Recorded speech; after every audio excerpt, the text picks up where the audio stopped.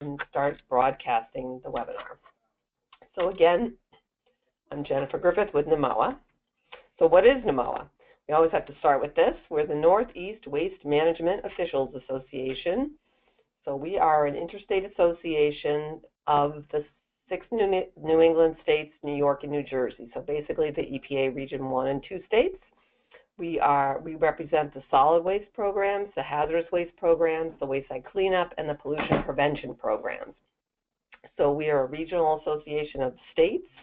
We were formally recognized by EPA in 1986, and we have a website with lots of information about all the work we do. Like I said, Rachel will show you some of the solid waste related work that we've done.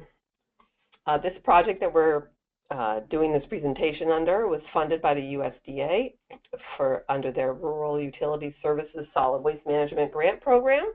So they have a little disclaimer that we have to acknowledge that this material is not official USDA material. It's also not official, it doesn't represent the NEWMOA states either. For the project that we worked on, we worked with the state of Vermont and also the Northeast Kingdom Waste Management District. And I'll show you a little more about these project partners and where they're located in a minute. And then in New Hampshire, we worked with the North Country Council and the New Hampshire Department of Environmental Services. Basically, the project consisted of well, first of all, the project focused also on improving safety at rural transfer stations and reducing waste disposal. So we had a webinar last week about improving safety, and those slides and the recording of that webinar are up on the NEWMOA website. But a lot of the project focused on reducing waste disposal. We developed some consumer handouts that you'll see in this presentation, focused on different aspects of waste disposal and preventing that. We developed posters that sort of accompany each handout. The thought was the poster, you'd put up the poster and you'd have the handout to provide more information, and that those could rotate because people don't always pay that much attention to what you've got posted. We also conducted some local workshops. We'll tell you about the results of those in a little bit. And we're doing these outreach webinars. And we have a project website where all the material is posted.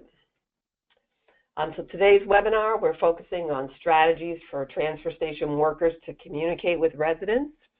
So we're doing an overview of transfer stations and recycling centers in the First, I'll start with an overview of transfer stations and recycling centers in the North Country Council and in the Northeast Kingdom Waste Management District, so just so you have an idea of where we were working and kind of how things work there. Then we'll talk about promoting recycling. Then I'm going to turn over to Rachel Smith, and she's going to talk about promoting reuse and promoting reducing generation of waste. And then we'll talk a little bit about the summary of our workshops and the surveys that we did at those workshops, and then we'll address questions. So I'll give you a brief overview. So we were working with the Northeast Kingdom in Vermont, which is based in Lyndonville, which is up here. So, and the Northeast Kingdom is most of the towns, not all of them, in the northeast part of Vermont. And in Vermont, they have requirements that towns do solid waste planning, and so a lot of towns have got themselves together and formed these districts to help with efficiencies in that and helping to provide services. In New Hampshire, we worked with the North Country Council. They're based in Littleton, and they represent pretty much this whole sort of top portion, most of the towns in this top portion of New Hampshire. But they are a regional planning and economic development program, so they don't actually do solid waste work, where the Northeast Kingdom actually does manage recycling and provides some other services to the towns. The North Country Council has a person that sort of helps towns with solid waste and focus on solid waste issues, but they don't actually manage materials. So some similarities and differences between New Hampshire and Vermont and the North Country Council and the Northeast Kingdom. Some similarities: most of the towns operate their own transfer stations, and most of those are co-located with drop-off recycling centers. So there are some towns that don't offer any solid waste services, or it's just someone that is going to be in a parking lot with their pickup truck, on Saturdays from 8 to noon, and that's your trash disposal option, and you probably are giving that person a payment. But most towns have a transfer station or partner with a nearby town and have a transfer station. And most of those are co-located with drop-off centers. In the Northeast, virtually all of our disposal facilities are in the private sector. There's only one landfill now operating in the whole state of Vermont.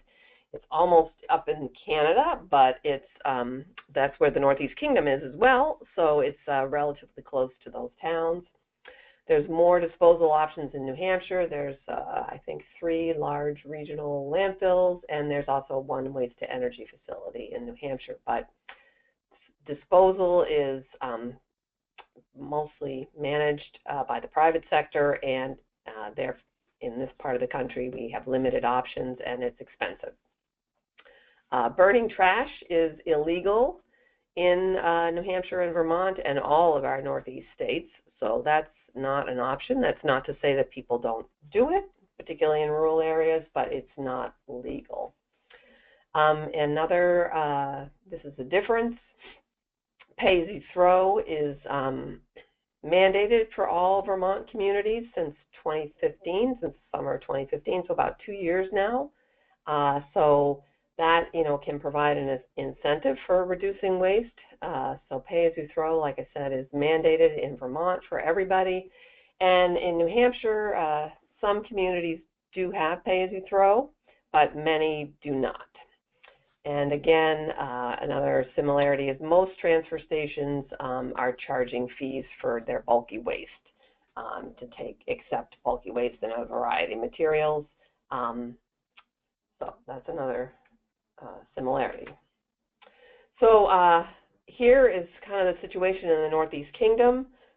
They provide centralized services. So the towns, like I said, the towns have their own transfer stations and recycling centers. They're operating those. But the Northeast Kingdom comes around and collects their recyclables. They have their own trucks, and they pick them up. So basically, they want their communities to collect their recyclables. Citizens have to self-sort, and they collect them in the Gaylord boxes, and also they get these big bags, these big plastic bags from a local business, and we use those for plastics collection. So basically, recycling centers kind of look like this in the Northeast Kingdom. The Northeast Kingdom picks up the recyclables in their trucks, and also some of the other things that the communities collect, like universal waste, and they bring them back to their facility in Lyndonville, and that's where they have balers where they bale the recyclables, and they are marketed from the Northeast Kingdom facility. And they also arrange shipments of the other materials that are collected. So in the North Country Council, most of those towns over there in northern New Hampshire are collecting their recyclables and baling them themselves and marketing them themselves. Not every town does this. Some of them do sort of collect with the Gaylord boxes and utilize the Northeast Resource Recovery Association to do their baling and marketing of their recyclables. But the way it's set up in New Hampshire, residents basically are outside. They come up to the different various areas and self-sort their recyclables, put them down. Like in this case, they're going to put them on this tray here, and then you can tell the kind of materials that they're supposed to be putting here. The operator, the transfer station attendant is going to watch out for any contamination, and when things are correct, he'll push the materials down, and this is the back side of that door over here. So this is all their sort of heavy plastics. They get a great quality stream that they are able to sell. This is another facility. Again, people are on the outside. They're putting their materials down on these trays where they're supposed to go. The transfer station attendant uses this snow shovel here to these windows sort of roll up like a garage door or something. He can, again, monitor for contamination, pull the materials in.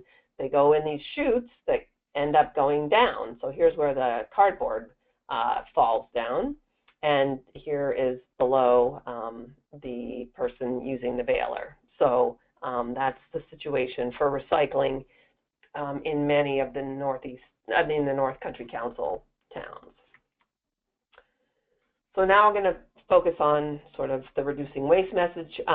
So we got the 3 R's. We're going to reduce, reuse, recycle, the waste management hierarchy from according to EPA, and we're going to focus on, up here at the top. So again, today's objective, we're going to offer strategies to communicate on recycling for people that don't recycle or don't do much recycling. And then also on reuse and reduce for supporters of recycling, but also for everybody. But those folks are maybe particularly susceptible. So some definitions: reduce, so you're cutting back on the amount of items you purchase, use, and dispose of.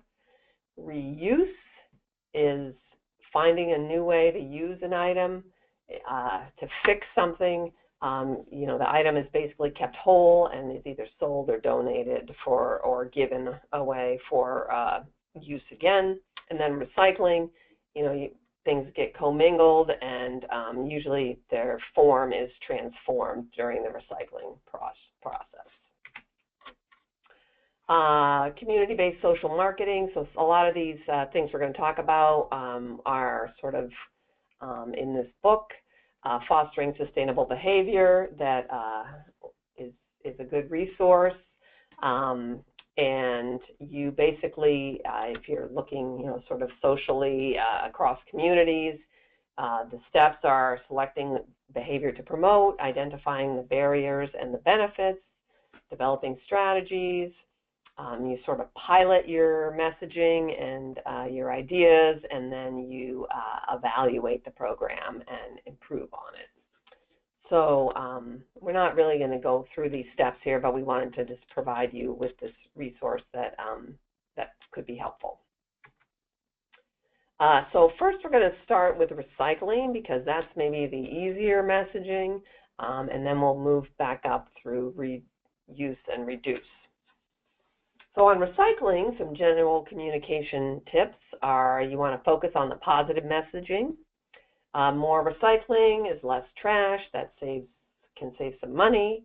It saves money both on landfill, disposal, the tipping fee that you have to pay, but also what people often forget is if you're collecting less trash, you don't have to transport your containers as often, and that's sometimes an even bigger expense than the tipping fee is the transportation. So if you have less to transport, then you don't have to do it as often. So that can help lower the town expenses and helps keep the taxes from increasing.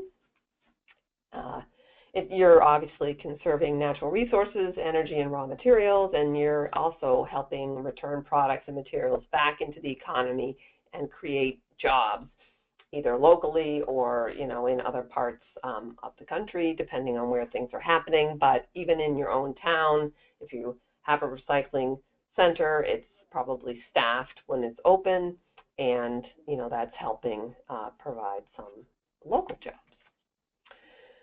So basically, you want to make sure that your recycling program is as convenient and easy to understand as possible. So you want to make sure you label the drop-off areas clearly, and you want to make sure to publicize, get the information about the program out to people, and we'll talk a little more about how to do that. So, we thought these transfer stations have pretty easy to understand. Your drop-off label areas are clearly labeled. They've got these big signs here that let people know what materials that they should be disposing of. not disposing of, recycling in which locations. Again, this is this transfer station uses the system where the doors open and you sweep the things down into the bunkers below. And here, this one is even better because they've actually got the actual types of examples posted above each one of their doors. So that can help people. So that's pretty clear to understand when you actually get to the transfer station what you're supposed to be doing.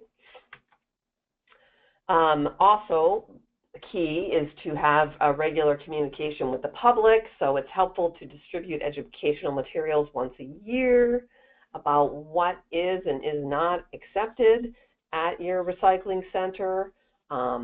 It is really helpful. One idea that folks had at our workshops was, a lot of towns make residents get transfer station stickers so that, only residents of the community can use the transfer station. So the thought was, you could hand out informational materials when people get their stickers. Along with the sticker could come the information about what is and is not accepted at the transfer station and what is and isn't accepted at the recycling center. And or you can send it to people when new residents move into town and they are looking for information or registering, or you're sending out your tax bills. You can be sending information about the program. And if you're going to be making any changes, like, not accepting a material anymore, or you're going to be adding a new material, try to let people know about that before it happens, and then again after you've implemented that change. So they can be handouts that you give people at the transfer station, but definitely probably some written material that people can reference. And then you want to sort of tailor some of your messaging, particularly verbal messaging, to the two separate audiences, people that already recycle and people that don't really recycle. So the people that do already recycle, even the best recyclers still make mistakes. People, they get over enthusiastic about, this is made out of plastic, so it must be recyclable. I'm going to put it in the bin here. And that doesn't always work out very well, and they're trying to recycle things that they shouldn't. So you want to make sure, the people that are coming to your transfer station and, doing a lot with recycling, you want to make sure to thank them, let them know that, everybody still can make mistakes, focus on, do's and don'ts. A lot of people really want to do the right thing. They want to try to understand why something isn't acceptable, So I think, clear instructions, do and don'ts, the message of, when you put something that can't be recycled into the recycling, or you put things in the wrong place, then somebody has to work to remove them, which is requiring labor, and also can be dangerous for the person if they're having to, get something out of a Gaylord bin, or the converse can happen if things are put in the wrong place and they're not removed because, you've snuck them in and you've hidden them well, then, you can make the whole load of material not worth anything anymore. And then everything ends up getting disposed of. So it can be a real problem, and, just trying to make people aware of that. And another message is, when recycling is done right, then the town is generating materials that producers want to buy, and that, generates some revenue for the town, and also keeps the whole recycling program viable. So we developed this handout. It's a little blurry on my screen anyway, but it's on, at the NEWMOA website, and it's talking about, again, it's specific to self-sort recycling drop-off centers.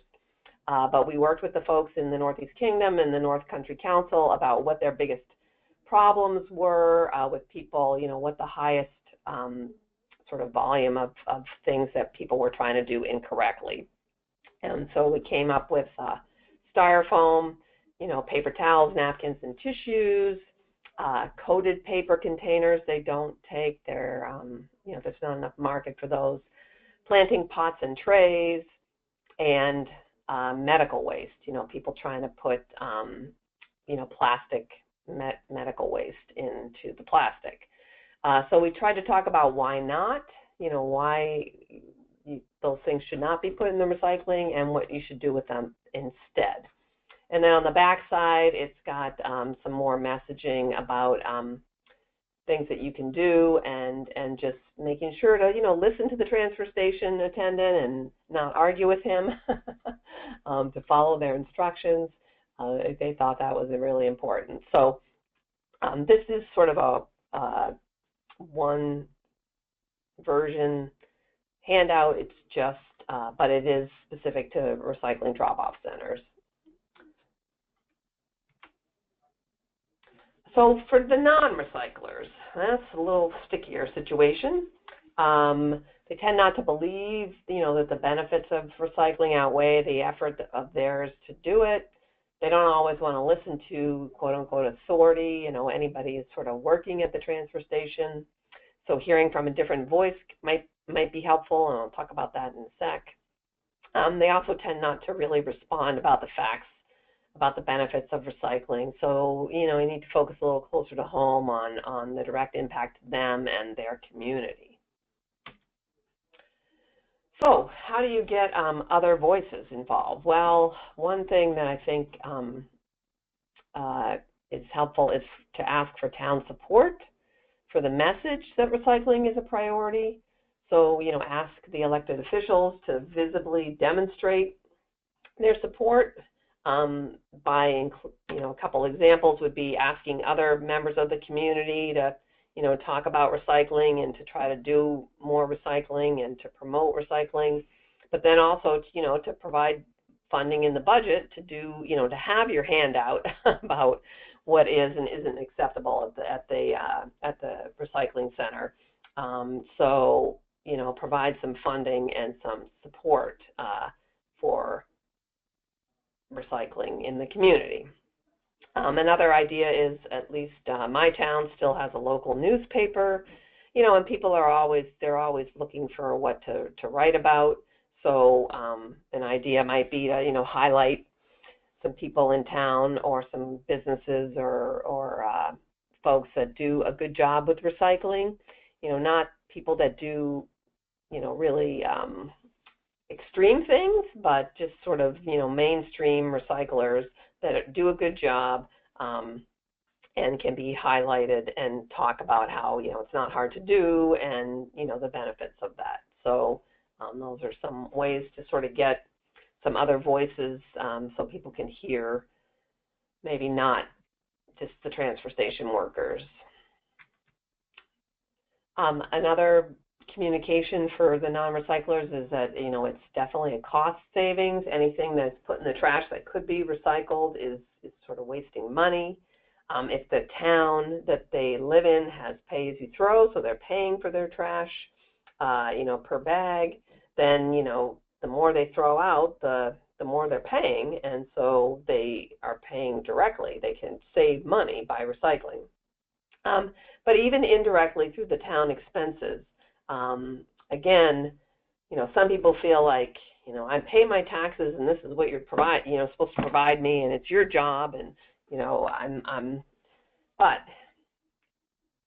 the more people have an attitude like that, then the more the town is spending and the more that they're, that they're going to have to pay taxes to keep, disposal going. So, disposal costs is accrued by weight. So if there's more trash, it costs more, and like I mentioned before, the more trash you have, the more often you have to haul it, and that can be a big expense as well.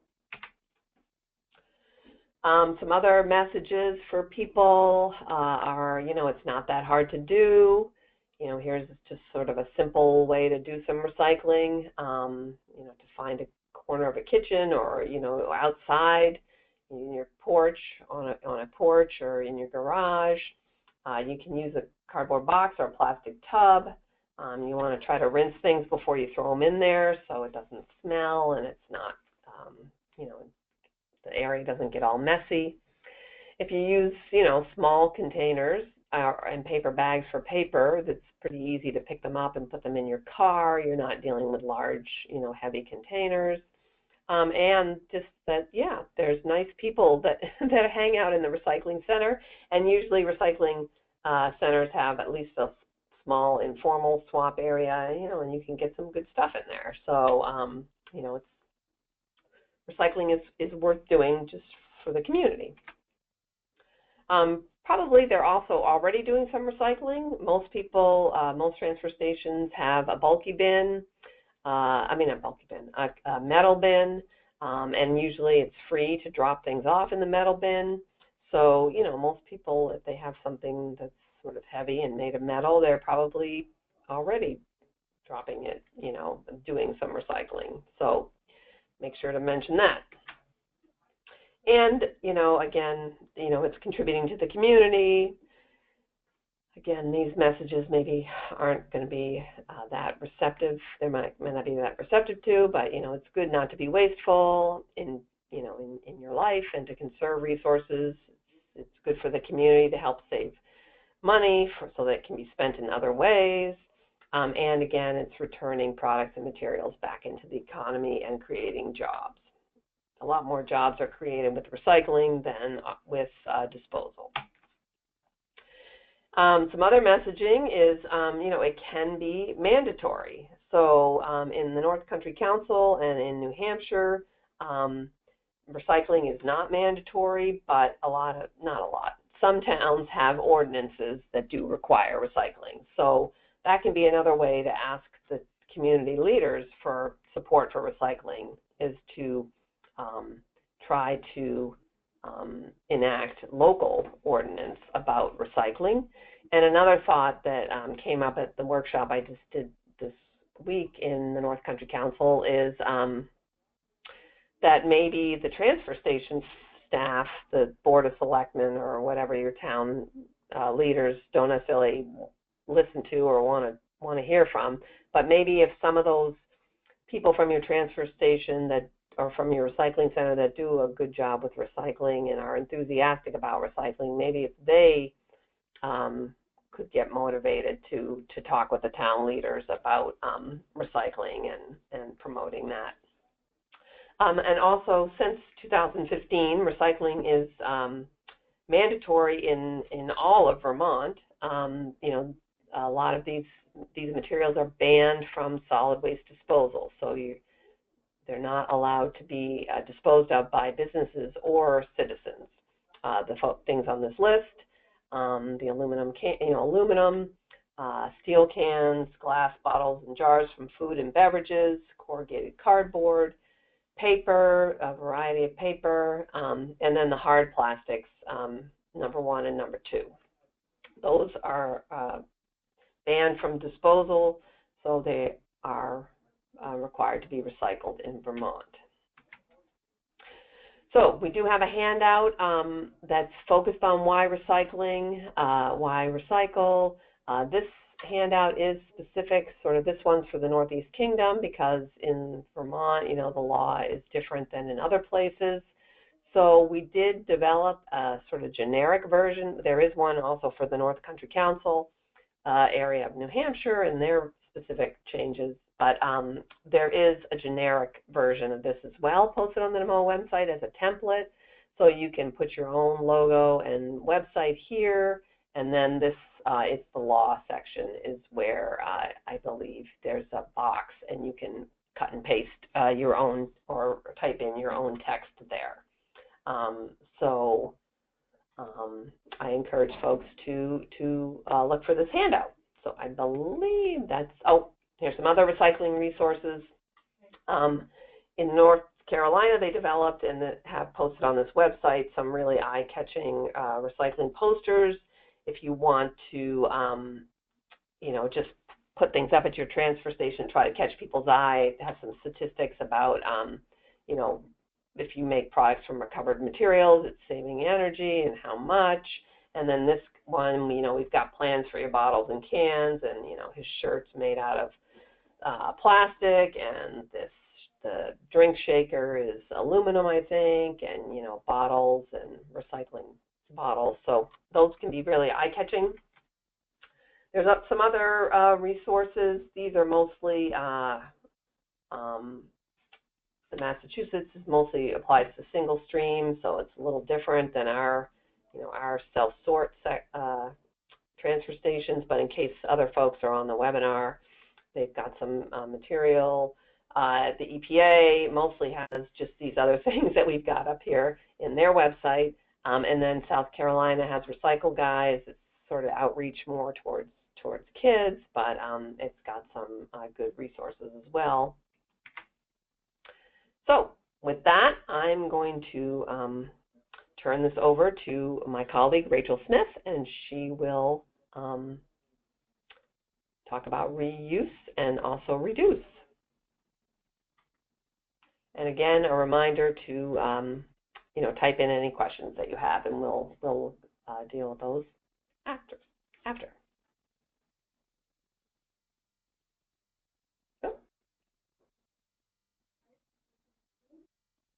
Oh, Rachel, I think you're muted. I was, sorry. You can see my screen and hear me? Yes, I can see your screen and hear you. All right, so the next section we're going to be talking about reuse. And we found that, you know, there's a lot of challenges about reuse. As great a thing as it is, and you know, it's definitely something that, especially in the rural communities, people are, you know, they're frugal, they care about, you know, their items, and they, you know, do have a good sense of community. But so reuse is common, but there are still some limitations and challenges that they have to deal with. So these are pictures from a transfer station in Vermont, and you can see that this facility was actually lucky. They have a sheltered location. Everything is neat and organized. So it's a really good example of an area for reuse. But lots of places do have space limitations. In addition to, you know, space and needing something covered or sheltered to protect everything from the elements, you know, basically at some point things are not going to be picked up. And so at one point, you know, if there are materials here that have, you know, the stroller maybe has been here for a month, at some point you're going to have to say, okay, nobody's going to come pick this up. So then you have to manage the items that are not picked up. And so, you know, would that be donated someplace? Would it end up in disposal? That's something that the transfer station will have to deal with. And then, as you can see, even though this is a lot of space, you know, it is a good space in a facility, it's limited to smaller items. So really the large, bulky items is a challenge for lots of facilities because they don't have any place to store a kitchen table or, you know, a big armchair or something like that that is going to take up a lot of space. Another challenge is the staff limitations, and a lot of times there's only one transfer station attendant on duty, one or two, and it gets busy because at these facilities they're not open 24/7, so there's limited hours, and that's when everybody's coming to drop off their trash or their recyclable items. So it gets very busy at times, and so what can happen, you know, one scenario is if a transfer station attendant's talking to somebody, helping them, another resident comes into the facility, they dump the items in the trash compactor, and they leave, and they don't even realize that, you know, maybe some of those items were in good condition, they could have been put in the swap area, and so they don't even, you know, the transfer station didn't get a chance to communicate with them at all, and so the person's apt to do that again. And then finally, the other big challenge is convenience. You know, especially in these rural areas where things are not always so close together, if somebody's already packed up their car and they've driven all the way to the transfer station, you know, once they get there, even if the attendant is able to talk to them and say, hey, guess what, you know, this you know, consignment shop in town will take this and they will reuse it, or there's a donation center here and like this bureau is in really great condition and I think that would be, you know, they would take it and it could be reused. At that point, if they've already come to the facility, they may be unwilling to go make another stop. So that's another challenge, is like once you're already there, even if you do get a chance to communicate with them, at some point it's almost too late. So in order to kind of overcome these challenges and work with these challenges, we're going to talk about some of the messaging. So Jennifer talked a little bit about this for recycling. It's reuse of materials definitely saves money on landfill disposal and transport costs, conserves natural resources, energy, raw materials, and it returns products and materials back into the economy to create jobs. All that is true for recycling and reuse. But reuse is, in addition, it helps people in the community who need the items but cannot afford to buy them new. So if you have an item that's in good condition that can be reused by somebody else, instead of disposing of that, trying to find a reuse option is really the message that we'd like to get across. So again, there's lots of charitable organizations that will take items. These are some examples that we found in our area. Sometimes it is limited in what items they take, so not all of these places might take furniture or big bulky items, but most of them do take household goods, clothing, like other small items, children's products, things like that. And if there's, a larger kind of downtown or a larger community in the area, these stores are often there. And then also consignment shops, are getting more popular. So if there's a consignment shop that's not too far, online groups like FreeCycle, Facebook groups. I know I live in Massachusetts, but in my town there's a ton of, yard sale Facebook groups of people trying to either donate them for free or sell them cheaply. And it's a great way to kind of get the information out there easily and often quickly. So these are just some options to kind of reiterate to people. They might not be thinking of these options in their area, but if there are some available, it's great to reiterate to them.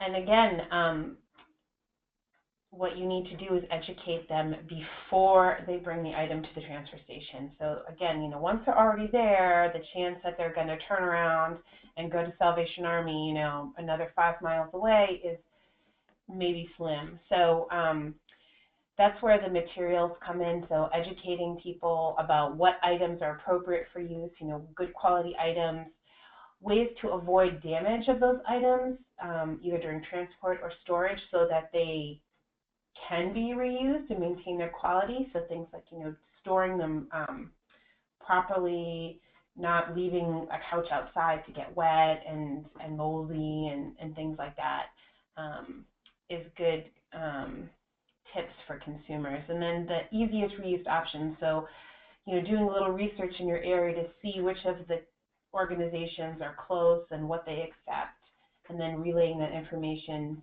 to the public is very helpful for them. So, posting this information at the transfer station or having a handout available. Jennifer talked a little bit about, mailing the handouts ahead of time or giving them with your stickers, something like that, so that, people have the information and it might jog their memory. So when they're ready to get rid of something, they say, oh, wait a minute, I think, this place in such and such a place might have a donation center. So this is an example of a transfer station facility in Massachusetts, and this was posted at their site. So again, it provides information on local opportunities. It has these charitable organizations and their phone numbers. So again, it's listing the local options and making it really easy for the public to understand and, to think about, okay, what is my next step?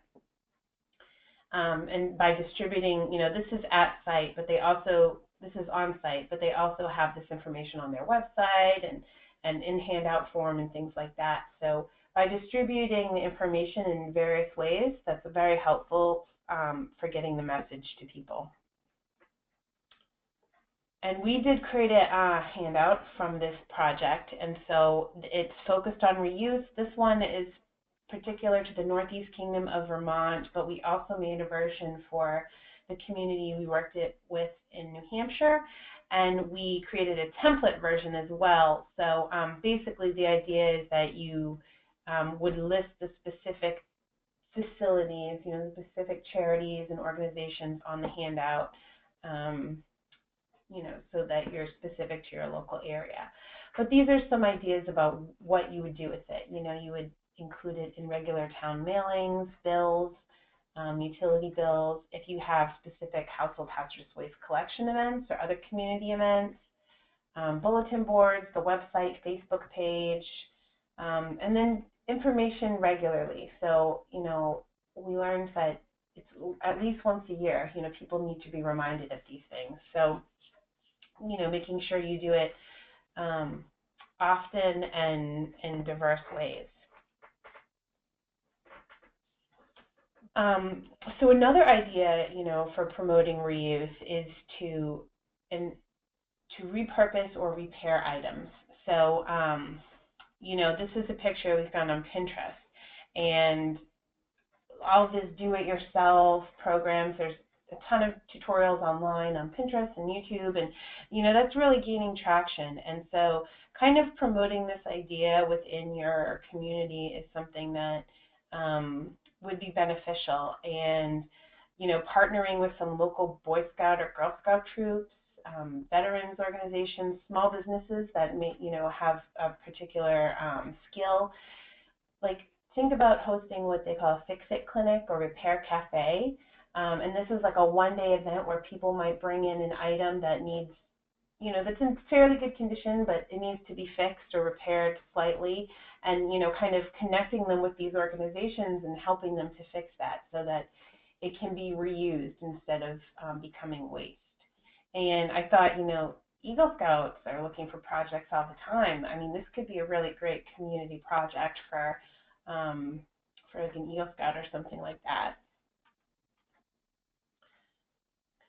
Also promote swapping at the transfer station, and we did talk about, there are some limitations, but this is a picture on the left here. It was an outdoor location. It was a little swap area, but it was covered. They had an awning, so it kept the items dry and fairly clean.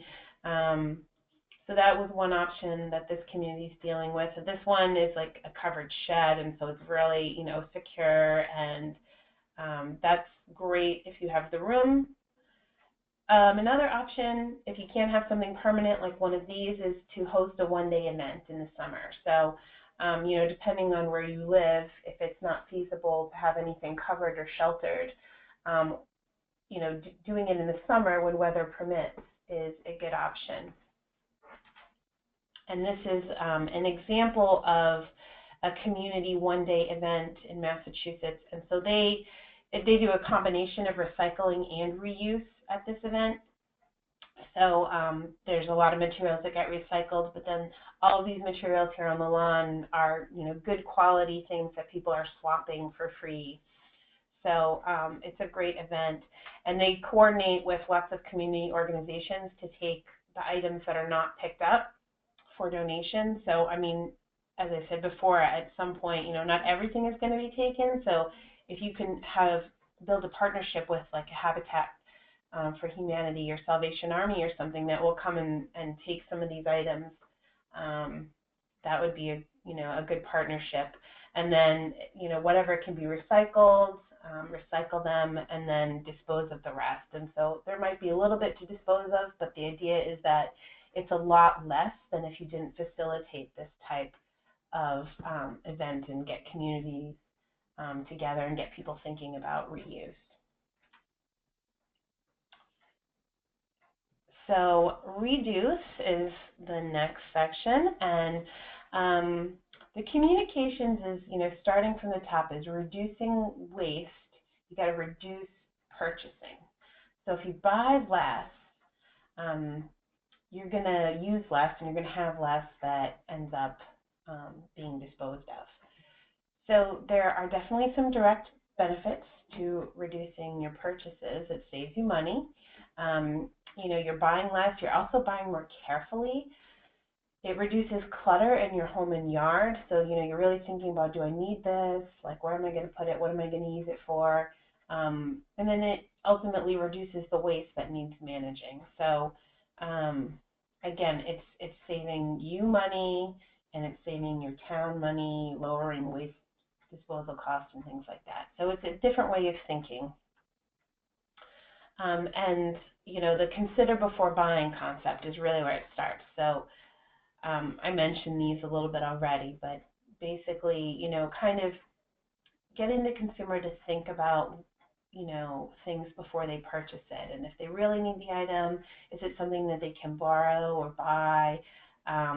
If they're only going to use it for a short time, do they know someplace else that they can donate to, or give it to somebody else? And can it be recycled? Will it be easy to recycle? Will it end up in the trash? And recycled content is an even bigger picture. But if you think about, is this made with is this material made with recycled content or packaged in recycled content?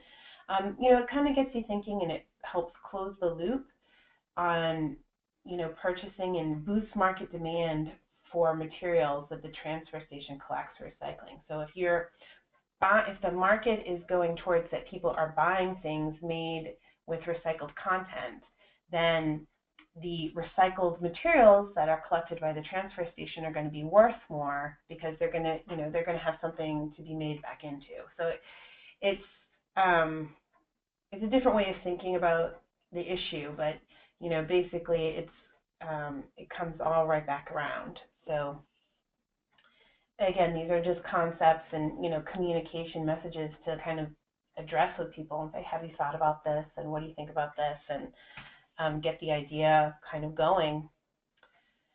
So again, similar benefits. It conserves natural resources and energy. It's the best way to prevent pollution and waste, and the best way to save money, because you don't have anything to begin with. You have less to start with if you're buying less. And then, recycling is better than disposal, but it still uses resources. So reduction is better than recycling. And so this is really, the first step is to look at, reduction measures you can take as as someone in the general public, and avoid the impacts altogether. So again, we talked about reuse, and, it's good to donate to yard sales and secondhand shops. But again, when you bring that back around, it's also great to shop at yard sales and secondhand shops. And, again, like, don't waste your money and your energy and try to find things that are already in commerce that you can use. For single-use disposable items, that's a really big thing, but try to avoid single-use disposable items. It saves you money in the long run. Drink cups and food takeout containers are a big culprit.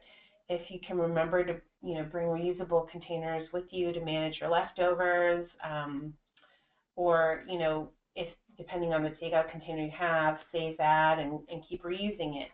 Washable cloth instead of paper napkins, towels, tissues. Again, it's kind of a bigger upfront cost, because you have to buy so many of these cloth napkins, but it's going to save you money in the long run, because you're not constantly buying these single-use items. Lunches and reusable bags and containers, that's pretty easy one to do. And plates, cups, silverware, that as well. If you have them, you're more likely to use them. So go to a secondhand shop, or a store like the Christmas tree shop, and you can buy a set of 20 dishes for relatively cheaply, and you can just use that all if you have these big parties, an annual holiday party or birthday party, you can have a set of dishware that you use for those events, instead of having to go buy paper plates and paper napkins every time you have a party. So we did create a handout focused on reduce. So reducing your waste, we talk a lot about the buying less and buy recycled. You know, a few easy things you can do to help, and then there's, you know, just a few statistics to kind of catch people's eye on, you know, savings that they can get from reducing what you buy and reducing your waste overall. So this handout is on our website. And then we'll go into food waste. So food waste is another animal here, and we focus on food waste for this project because Vermont is bans food waste, or they're going to have a ban for all food waste, including residential in 2020. So, you know, they have a lot of information, and they're trying to get you know, messaging about food waste and food reduction out to communities in Vermont. So we did focus on this food waste as well. And, you know, Vermont did some research, and food scraps make up 1/3 of the total waste generated. They're really heavy and expensive to dispose of, so it's costing more money for disposal of food waste and organics because they're heavy and they're wet and they're smelly, and, you know, it's expensive. So Vermont DEC came with this hierarchy of how to reduce food waste. Eat leftovers, plan meals, and so the planned meals prior to shopping, that's, you know, definitely comes in with the reduced food waste. They have lots of resources, and then donate appropriately. So, you know, whether it's donating feed for animals, you know, at pig farms, or donating food for people at food banks and things like that. So, you know, there's different ways and different options for donation depending on what you're dealing with. Composting at home, you know, that's a message that Vermont is trying to get across. It, you know, communicating to people that it's really easy. It's not difficult to do. It's really great if you have a garden or a farm. If you're doing it at home, it reduces your need to transport it to the transfer station. So actually, all transfer stations in the state of Vermont have to manage food waste as part of this new law that's coming into effect. So the public can bring their food waste to the transfer station, and there's bins, which I'll show you in a few minutes, but where they can dump their compost. But if you do it at home, you don't have to even deal with that. So you're not having to like transport like, you know, half rotting food in your car and transport it to the transfer station. You can try to, you know, do it all where you live. So these are some resources. Vermont DC's definitely spent a lot of time on it. This is a picture of the transfer stations that are collecting compost. Again, it's mandatory in Vermont for businesses now and for residents soon.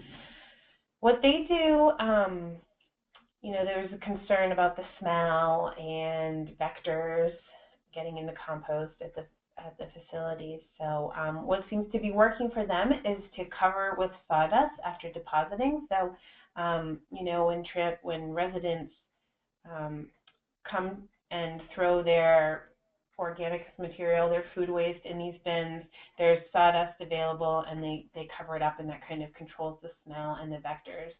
And then they are working with local farmers to, you know, come pick up the containers and use as animal feed and things like that. So so far it's working for them. And I will go, so we went rather quickly through the recycling, reusing, and reducing waste. So I'm just going to kind of summarize a few points that I made and Jennifer made earlier in the presentation. So again, for reduce waste, reduce purchasing, think before you buy, by buying less, buying secondhand, using quality items, and buying recycled to, again, you know, close the loop there. Small daily changes are really good for people. So communicating, there's some really small, easy things you can do that can make a big difference. So the reusable items rather than disposables is a big one that came up with the stakeholders we worked with. And so, encouraging people to kind of start there. And then, there's other ideas, like once you get going, you can try something else, and it's easy. You don't want to overwhelm people, but start small and make one change at a time, and they'll realize how easy it actually can be. For reuse, again, the proactive outreach is needed, so through signs, handouts, mailings, before the item comes to the transfer station, make sure people know that there are other options available. So promote those existing donation options, and promote reuse, refurbishing ideas. If you can't do something yourself, it would be great to just kind of promote these social media things and get people thinking. Swapping is something that's kind of it's low effort. If you have the space, if you can kind of set something up, you want to support that to the greatest extent feasible, and that's often, the first step that a lot of transfer stations do, and it's something that can be easy for the consumers because there's an option there for them rather than disposal. There's a swap option there. But again, if you're really motivated, doing some kind of special one-day event, whether it's a swap event or a fix-it clinic or something like that, that could be beneficial as well. For recycling, the information needs to be easy to understand, so all the signage and instructions about what is recyclable and what is not, regular communication about the program. The messaging is similar, saving money, it's not that hard to do, and then encourage people to buy recycled materials as well. So disposal is kind of, the fourth after reduce, reuse, recycle, disposal. Ultimately, some things are going to need to go in the trash.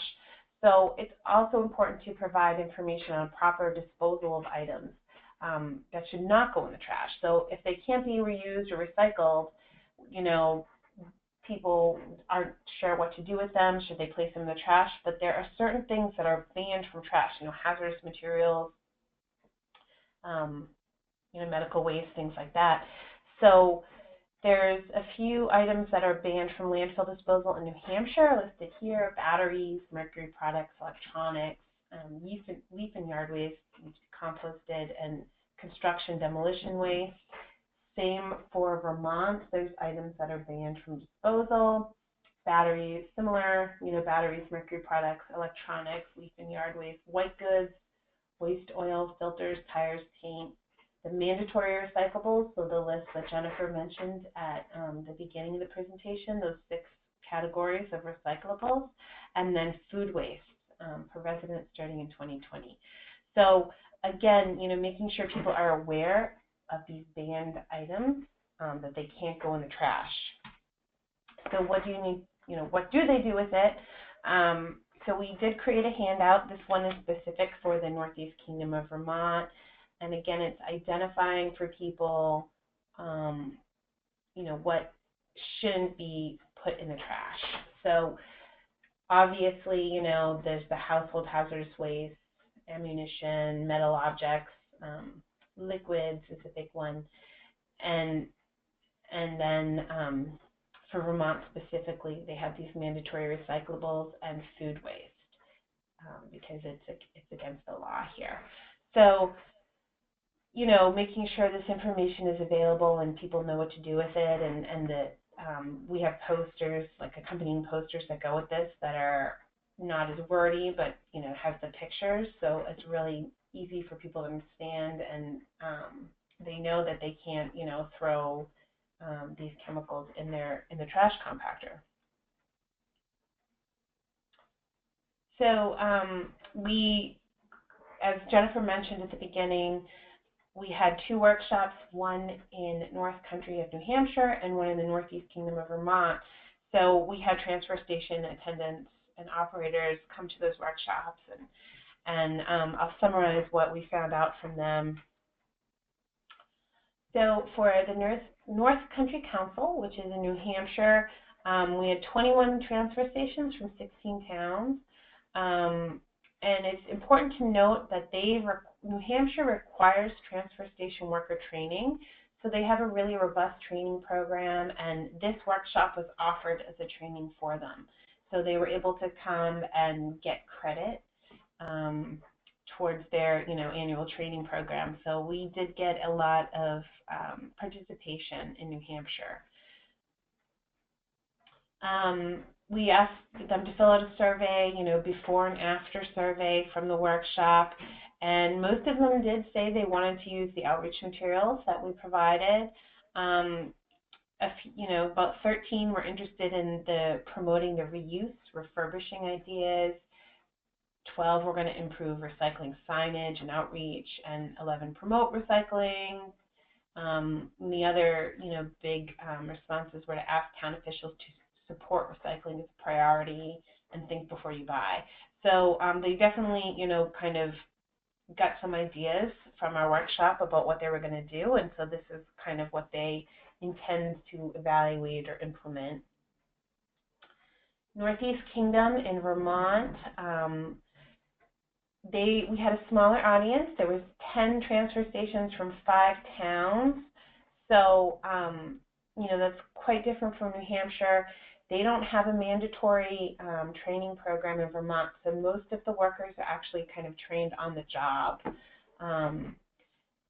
But again, similar kind of response rate. They did intend to use the outreach materials that we developed, and some of the ideas that they intend to implement or evaluate would be to improve the signage, promote recycling to people that don't already do it, provide information on proper disposal of items. I think that's big. Food is the new one in Vermont, so that was really important to them, to make sure people know about items that shouldn't go in the regular trash.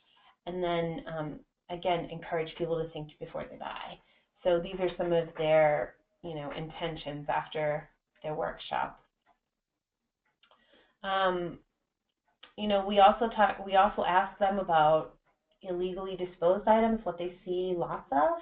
And so these are some examples from New Hampshire. They've seen in their trash TVs, compact fluorescent lamps, tires, batteries, paint, antifreeze, unknown chemicals, liquids, ammunition. So, these are problem items that they are finding. They also sometimes find good condition items, furniture, tools, bikes, lawnmowers, gas grills, doors, windows, toys, clothing, and Christmas stuff. So again, these items, if you had a swap area or a local donation center or something, these type of things could be reused, and so you could promote the reuse of these items. And for recyclables that get thrown in the regular trash, they've seen a lot of, metal cans, bottles, plastics, pretty much everything, paper, cardboard, glass. And again, it's a matter of, why aren't people doing it? Do they not know? Is it not convenient for them? Trying to, they're identifying the problem here. And so hopefully, we can figure out the barriers and try to overcome those with some of the materials that we developed in this project. This is the Northeast Kingdom workshop summary. So very similar illegally disposed items, very similar conditional items that are being thrown away, and then again, recyclables that are thrown away. It's pretty much everything as well. Paint is in here because Vermont has a product stewardship program for paint. So they collect paint and it gets recycled. So latex paint, I should say. So again, kind of a similar look, but definitely gave them something to think about. And with our last few minutes here on the webinar, I just want to mention some other projects that Jennifer and I have worked on in recent years. So as Jennifer noted, this Reducing waste at transfer stations was funded by the U.S. Department of Agriculture, and they funded us in the past for some other projects listed here. They are all focused on rural areas, so most of the stakeholder groups that we've been working with for these past projects are in New Hampshire, Vermont, Maine, Massachusetts, some of upstate New York, things like that. But we have done, we've developed materials, presentations, publications on pay-as-you-throw, on bulky waste, which would be like mattresses, large pieces of furniture, carpet, and large rigid plastics, like those kiddie swimming pools and play structures. And then we also did a project on waste paint, and it was focused on latex paint. So these are some publications that we have done, and this is the website. I will show you in a minute. I just want to get through the slides. But here's a copy of the Pay-As-You-Throw. We've done some case studies about the rural communities. There's handouts, a brochure, and a website compilation of resources. So if you're interested in any of the Pay-As-You-Throw or SMART programming, which is save money and reduce trash, we do have that materials available online. We also have a variety of resources dedicated to reusing and recycling bulky waste items. So we have 4 brochures, one each that details options for furniture, mattresses, carpet, and large rigid plastics. So these are kind of longer brochures that have that type of information. And then we created some complimentary handouts for different communities that could be given to the general public that talk about the options for reusing and recycling bulky waste. And so actually, if you see here, we are, again, listing the specific places local to that community, names, websites, addresses, phone numbers, things like that. Because the idea would be that this information is sent to people in, some kind of mailer or handed out at the site, and then they could have it to reference later on. And then finally, we did a project on waste paint. So again, a larger brochure that has a lot of detail about reducing, reusing, and recycling latex paint in rural communities, and it has some case studies. And then a small handout that, again, was customized to the specific town. So this was, a specific community in New York that kind of lists the local organizations for people, and then, their collection events and things like that. So we do have a template of this available too, so people can edit their own and make the changes and use it in their own community. So here is our information, Jennifer and my emails and phone numbers. Here's our website. I'll go on the website now and give you a brief look about where everything is located, just so you can see it online, and then we'll go into questions. So if you're seeing my screen, here is our website. The materials that we're talking about are under solid waste. And there's a list of our projects. So you can see here, we've done a lot of different projects. The ones I highlighted in the presentation have bulky waste, paint, SMART, tires, and transfer stations is our most recent one. So all the handouts that we mentioned on the PowerPoint presentation are here online. So you can, click on it and download a PDF and print it out.